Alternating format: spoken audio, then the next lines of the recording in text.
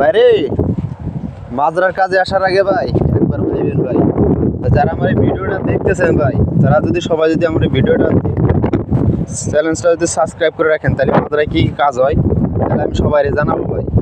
যে সকাল মনে করেন 6টায় আমরা ডিউটিতে আসি, মনে করেন যে সন্ধ্যা 6টায় আমরা ডিউটিতে যাই, অনেক কষ্ট করি ভাই বুঝছেন। যাই না শুনে কি ওই মনে করেন যে মাজরার কাজে আসেন না ভাই, মাজরার কাজের উপরে কোনো কষ্ট নেই ভাই। সবাই বলে যে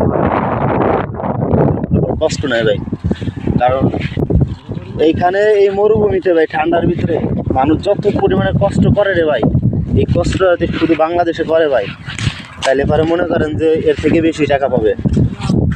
হয়তো 1200 টাকা ভাই বেতন দিল, খাওয়া যদি নিজের হয় ভাই, তাহলে কয় হাজার, 25,000 28,000 টাকা মনে করেন যে ওয়াইফাই বিল দিয়ে, খাওয়া খরচ হাত খরচ দিয়ে মনে করেন যে বাঁচে ভাই।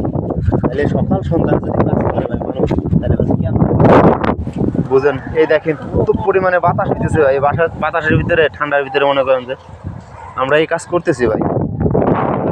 মনে করেন যে মাঝের কাজে আসে